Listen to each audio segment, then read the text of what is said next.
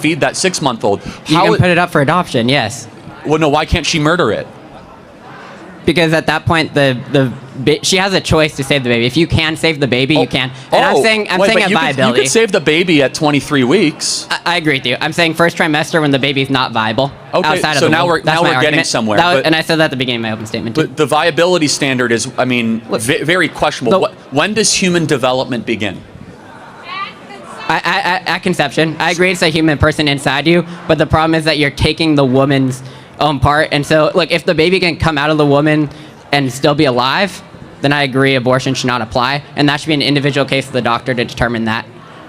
But if it's taken directly from the woman and the baby has to die in order for the baby to come out, let me just conclude in this. Every baby will take from something else necessarily for the first 3 years.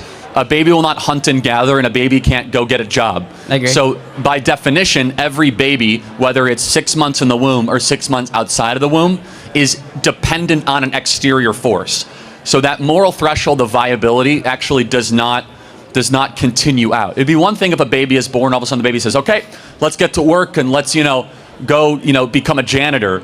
A child is actually highly dependent and only viable in the sense that it can breathe and clean its bladder. However, there are millions of baby born in NICU units across the country, neonatal intensive care units, that have all sorts of machines and contraptions that do and simulate the work of the gestational process. So